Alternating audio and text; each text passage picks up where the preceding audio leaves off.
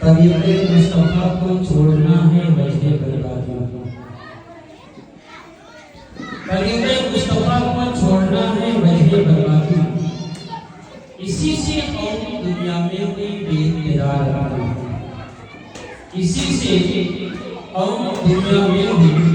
بے اقتدار رہا۔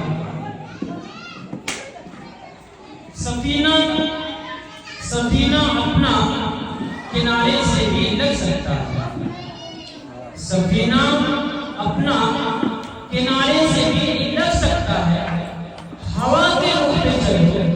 ہوا کے رخ پہ چلو، بادباں بدل گئے، ہوا کے رخ پہ چلو، بادباں بدل گئے۔ اور آج بھی جو اتنی ساری پریشانیاں ہیں، جو اتنی ساری مصیبتیں ہمارے سروں پہ ڈیرا ڈال رکھی ہیں، اور طرح طرح کے ظلم و زیادتی کے ہم شکار ہو رہے ہیں۔ قوم مسلم پوری دنیا اسلام میں جو آج پریشانی کے عالم میں ہے، مصیبتوں کے سے دوچار ہے، پریشانیوں سے دوچار ہے، اور ظلم و زیادتی کے پہاڑ ان کے اوپر ڈھوئے جا رہے ہیں، ان تمام پریشانیوں سے آج بھی چھٹکارا حاصل ہو سکتا ہے، آج بھی ان پریشانیوں سے نجات مل سکتا ہے، ان مصیبتوں سے آج بھی ہمیں چھٹکارا حاصل ہو سکتا ہے۔ ہمیں کرنا کیا ہوگا؟ کرنا یہ ہوگا، ہمیں کرنی ہے شہنشاہ وفا کی رضا جوئی، ہمیں کرنی ہے شہنشاہ وفا کی رضا جوئی۔ گر وہ اپنے ہو گئے، گر وہ اپنے ہو گئے تو رحمت پروردگار اپنی، گر وہ اپنے ہو گئے تو رحمت پروردگار اپنی۔ کی محمد سے وفا، کی محمد سے وفا تو نے تو ہم تیرے ہیں، کی محمد سے وفا تو نے تو ہم تیرے ہیں۔ یہ جہاں چیز ہے کیا، یہ جہاں چیز ہے کیا، لہو قلم تیرے ہیں، لہو قلم تیرے ہیں۔ حضرات آئیے سب سے پہلے ہم آقائے نامدار مدینے کے تاجدار، دونوں عالم کے مالک و مختار، ہم غریبوں کے غمگسار جناب احمد مجتبی محمد مصطفیٰ صلی اللہ علیہ وآلہ وسلم کی بارگاہ گہربار میں درود پاک کا نذرانِ محبت پیش کریں اور آوازیں بلند پڑھیں۔ اللہم صلی علی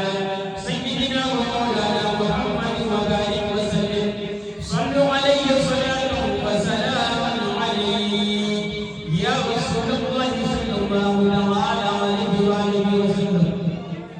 روز محشر کی جان گداز بود، روز محشر کی جان گداز بود، اولی پرشی سے نماز بود، اولی پرشی سے نماز بود. جب قیامت آئے گی، روز محشر برپا ہوگا، نفسی نفسی کا عالم ہوگا، سب کو اپنی اپنی پڑی ہوگی. وہاں پر یہ نہ پوچھا جائے گا کہ خواجہ کے در پہ گئے تھے کہ نہیں، یہ نہ پوچھا جائے گا کہ سوچا کی دھرتی پر کبھی تم نے حاضری دی تھی کہ نہ دی تھی، یہ کبھی نہ پوچھا جائے گا کہ کلیہ شریف میں تم حاضری دیے تھے کہ نہیں، یہ کبھی نہ سوال کیا جائے گا کہ سید سالار مسعود غازی بہرائچ شریف میں تم حضرت سید سالار مسعود غازی علیہ الرحمہ کے دربارے میں حاضری دیے تھے کہ نہیں دیے تھے، یہ کبھی سوال نہ کیا جائے گا کہ تم کبھی ملک عراق میں، ملک بغداد میں حضرت سیدنا شیخ عبد القادر محی الدین جیلانی کے بارگاہ میں حاضری دیے تھے کہ نہیں، یہ سوال نہ کیا جائے گا کہ تم اہل سنت والجماعت کے ماننے والے تھے، تم ٹناٹن سنی اپنے آپ کو کہتے تھے، تم اپنے آپ کو بریلوی کہتے ہوئے نظر آ رہے تھے، لیکن کبھی یہ پوچھا نہ جائے گا بروز قیامت ہمارا ہم سے یہ سوال نہ کرے گا کہ تم کبھی بریلی گئے تھے کہ نہیں، تم امام احمد رضا کی بارگاہ میں کبھی گئے تھے کہ نہیں، یہ کبھی سوال نہ کیا جائے گا. میں الجامعۃ الاشرفیہ مبارک پور کی دھرتی سے، اشرفیہ یونیورسٹی سے پڑھ کر کے فارغ ہو گیا، میں وہاں سے تعلیم لے کر کے وہاں سے چلا آیا، لیکن جب عرس عزیزی کا موقع آئے گا، مبارک پور کی دھرتی پر عرس عزیزی لگے گا، وہاں کا عرس منایا جائے گا، تو بروز قیامت مجھ سے یہ سوال نہ کیا جائے گا کہ تم حافظ ملت کی مزار پر گئے تھے کہ نہیں گئے تھے، مجھ سے یہ سوال نہیں پوچھا جائے گا. بروز قیامت میدان محشر میں اگر ہمارا رب، اگر آپ کا رب، ہم سب کا رب اگر سوال کرے گا تو اس بارے میں سوال کرے گا کہ تم نماز پڑھتے تھے کہ نہیں پڑھتے تھے، تم نماز کی پابندی کرتے تھے کہ نہیں کرتے تھے. اگر ہم اس سوال میں اگر ہم فیل ہو گئے، اگر اس کا جواب ہم صحیح سے دے نہ سکے، اگر ہم بے نمازی رہے، تو دوستو یہ مزاروں پہ جانا ہمارے کام نہیں آئے گا. اجمیر کی دھرتی پر جانا،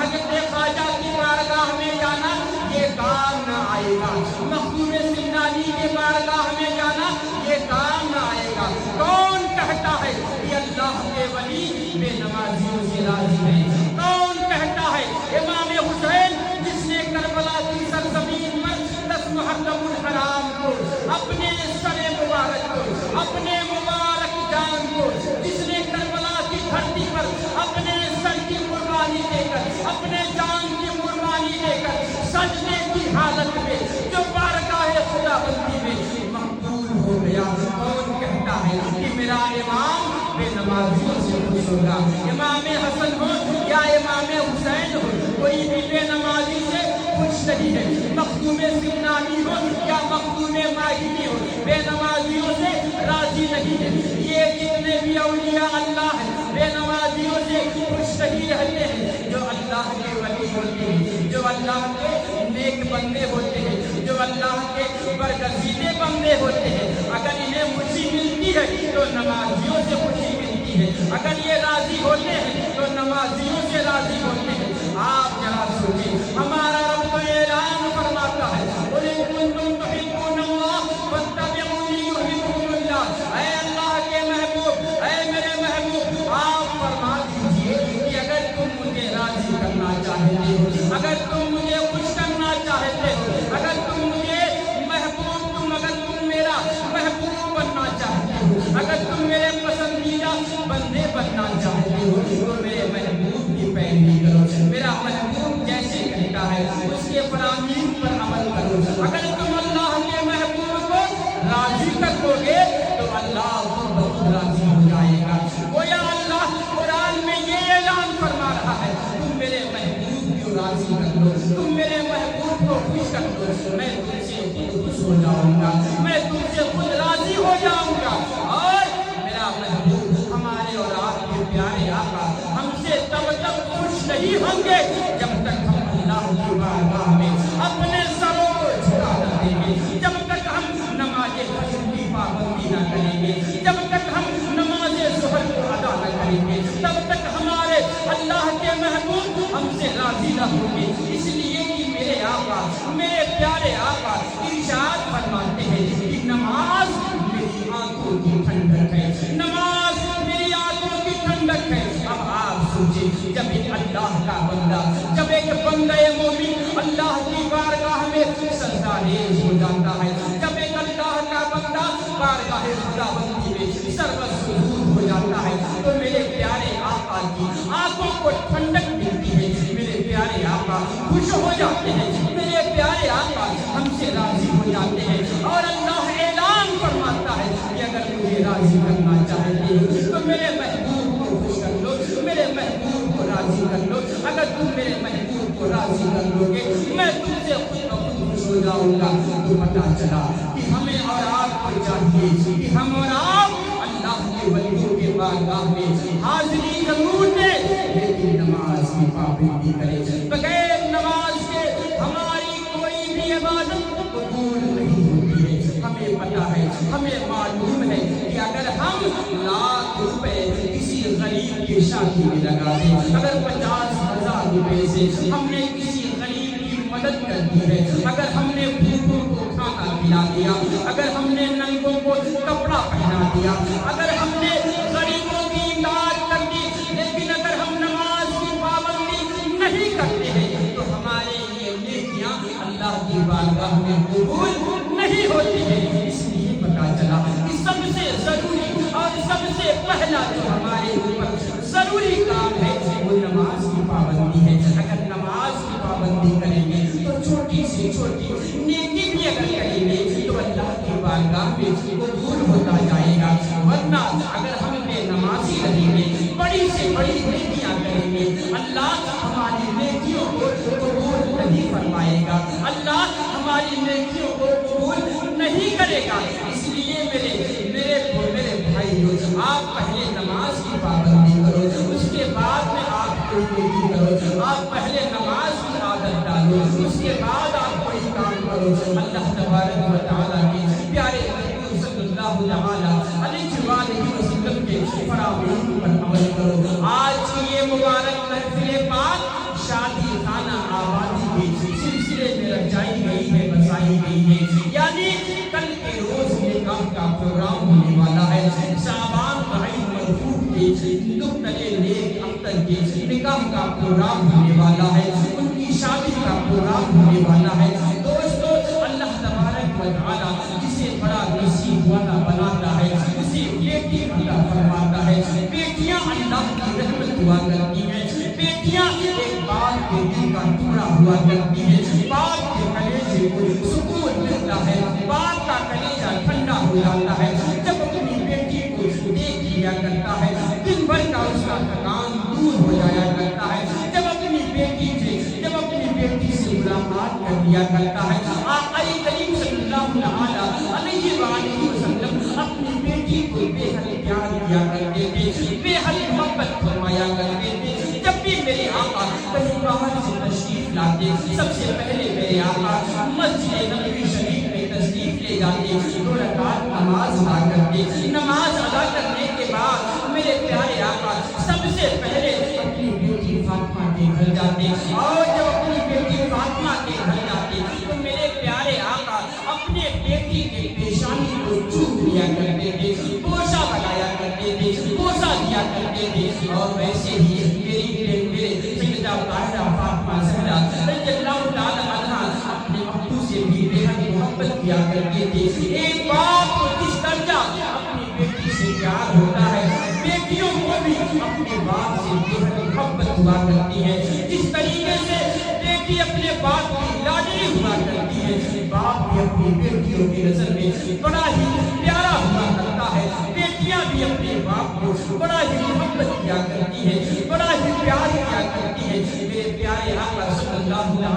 علیہ وسلم نے ارشاد فرمایا ہے کہ جب تم کہیں باہر سے اپنے گھر کو جایا کرو تو خالی ہاتھ گھروں میں نہ جایا کرو، کچھ تھوڑا بہت سامان ضرور لے دے کر کے جایا کرو، اور اگر تم کچھ میٹھا وغیرہ یا کوئی بھی سامان لے کر کے اپنے گھر پہ جاؤ، تم کو اللہ تبارک و تعالیٰ نے بیٹے بھی نصیب کیے ہیں، بیٹیاں بھی عطا فرمائی ہیں، تو جو تم سامان لے کر کے اپنے گھروں میں جب جاؤ تو سب سے پہلے وہ سامان اپنی بیٹی کے ہاتھ پر رکھ دیا کرو، اپنے بیٹیوں کے ہاتھ پر رکھا کرو، اس لیے کہ بیٹیوں کا دل بڑا نازک ہوا کرتا ہے، بیٹیوں کا دل بڑا ہی چھوٹا ہوا کرتا ہے۔ اس کے بعد اپنے بیٹوں کے ہاتھوں پر ان سامانوں کو رکھا کرو۔ آقا کریم صلی اللہ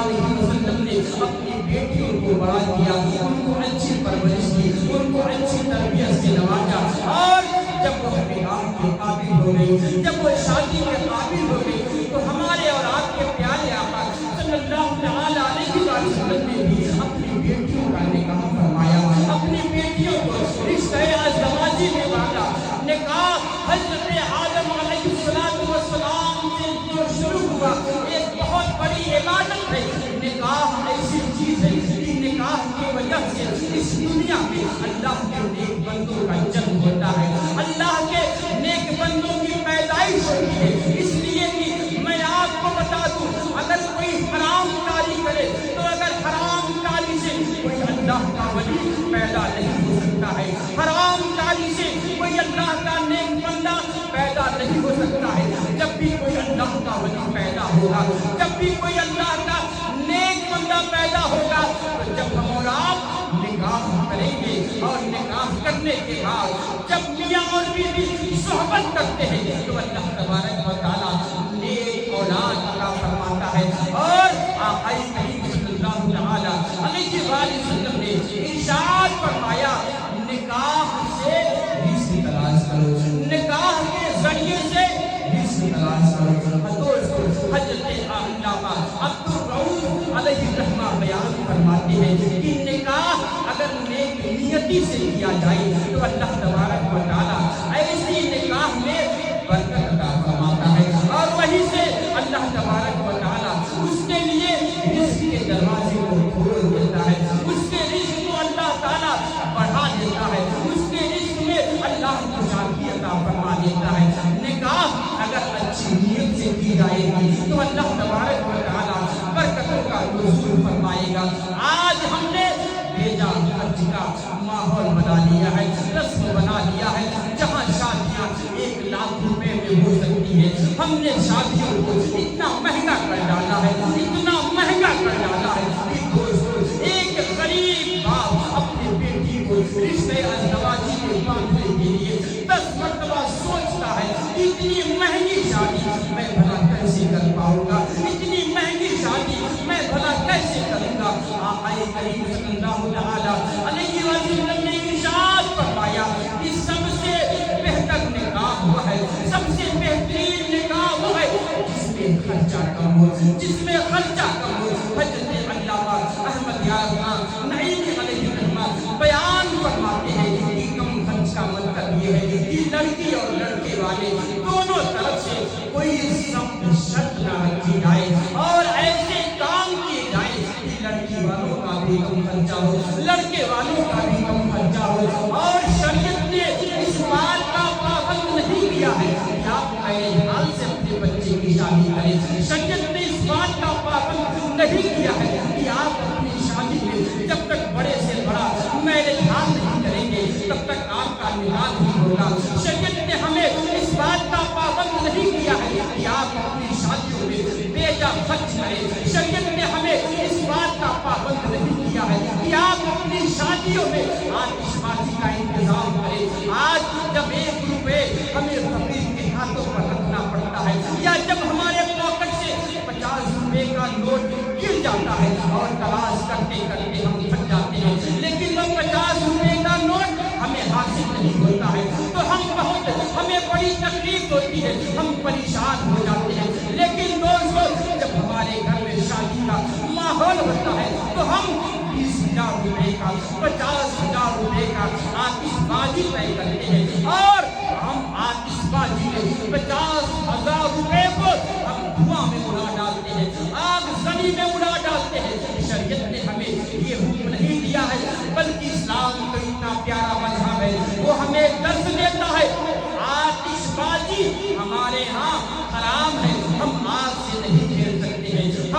पैसों को इस तरीके से धुआं में, इस तरीके से आग में हम अपने पैसों को नहीं उड़ा सकते हैं। शरीयत ने तो हमें बड़ी सादगी के साथ निकाह करने का हुक्म दिया है। मेरे प्यारे आका मदीने वाले मुस्तफा इरशाद फरमाते हैं, निकाह का ऐलान करो,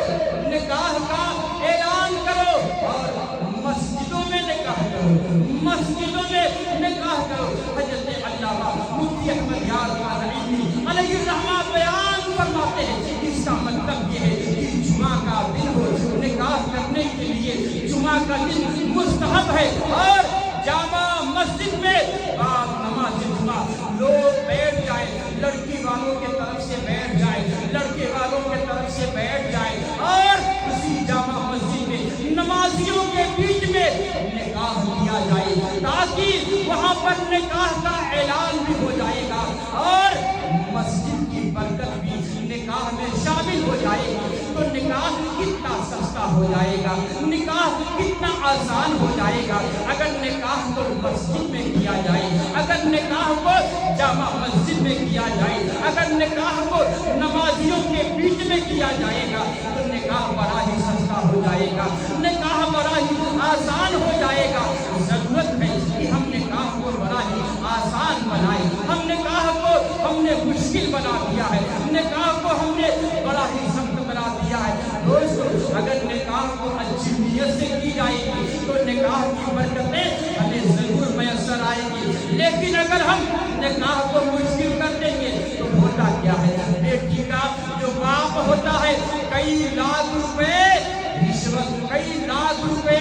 सूद पर, ब्याज पर कर्जा ले करके और खूब धूमधाम से बड़े मैरिज हॉल में शादी का प्रोग्राम करता है। बेटी वाला है, हर तरफ से उसको मजबूर कर दिया जाता है, उसे लाचार कर दिया जाता है, उसे बेबस कर दिया जाता है। अब बेटी वाला बेचारा करे तो क्या करे, 10 लाख रुपया इंटरेस्ट पर ले लिया, 10 लाख रुपया सूद और ब्याज पर ले लिया। इस्लाम तो ये बताता है हर राशिवन मुनकसी इला हुआ फिन्नार, यह सूद लेने वाला, ब्याज लेने वाला, रिश्वत लेने वाला, ये देने वाला लेने वाला, रिश्वत लेने और देने वाला, ये दोनों के दोनों जहन्नमी है। ठीक उसी तरीके से यह जो सूद का काम है, यह जो ब्याज का काम है, आप कभी भी इस काम में अगर इस दलदल में फंस गए आप कभी बाहर नहीं निकल पाएंगे। आपने अगर अपने मोमिन भाई से कर्जा ले लिया, आपने उसको आसानी से अदा कर दिया तो दोस्तों अल्लाह तबारक व तआला इंशाअल्लाह उसमें बरकत अता फरमाएगा। लेकिन जब आप ब्याज पर पैसे लेंगे आप में को कभी भी बरकत हासिल नहीं होगी। अब शादी तो धूमधाम से हो जाता है, मोहल्ले वाले भी खुश हैं, रिश्तेदारी के लोग भी खुश हैं, सारे खानदान के लोग भी खुश हैं कि बहुत बड़े पैमाने पर फलां ने शादी की। लेकिन शादी का जब दिन खत्म हो जाता है अब दूल्हा बेचारा कर्जा भरने में, ब्याज भरने में परेशान हाल है, ब्याज भरते भरते इतना परेशान हाल है कि जो मूलधन है उसको अदा करने का कभी नौबत ही नहीं आने पाता है। ब्याज भरते भरते कई साल लग गए, लास्ट में ऐसी नौबत आती है जमीन बेचना पड़ जाता है, जमीन बेचनी पड़ जाती है, मकान बेचना पड़ जाता है। मैं आपसे ये पूछना चाहता हूँ, आखिर जरूरत क्या है दिखावा करने की, आखिर जरूरत क्या है इस तरीके से प्रदर्शन करने की। आप शादियों को आसान बनाओ। अगर आप किसी बेटी के बाप को परेशान करोगे, लाचार करोगे, मजबूर करोगे, बेबस करोगे कि वह कर्जा लेने पर मजबूर हो गया तो इंशाअल्लाह आने वाले टाइम में, आने वाले वक्त में अल्लाह ने आपको भी बेटी दिया है, आपके ऊपर भी वही आने वाला है। इसलिए मैं आपसे कहता हूँ निकाह को आसान बनाओ। मेरे प्यारे आका सल्लल्लाहु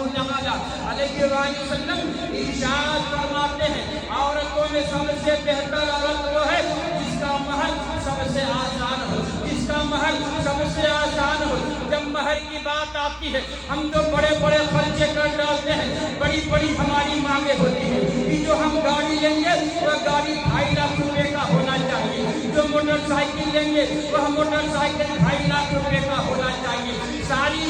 फरमाइशें हम कर डालते हैं, लेकिन जब बात आती है महर की तो वहाँ पर जब निकाह पढ़ाने के लिए आलिम दीन हाजिर हो जाता है, मौलाना साहब स्टेज पर आ जाते हैं, नाम वगैरह लिख लेते हैं, सारा मामला आकर के महर पे फंस जाता है। जब लोगों से पूछा जाता है, लड़की लड़के वालों से सवाल किया जाता है, आपने महर को तय कर लिया है? जवाब मिलता है नहीं। अरे महर की क्या बात है, जितना कम से कम हो महर बांध दीजिए ताकि लड़के को अदा करने में आसानी हो। मैं सवाल करना चाहता हूँ कि आपने बेटी के बाप को 5 लाख रुपए,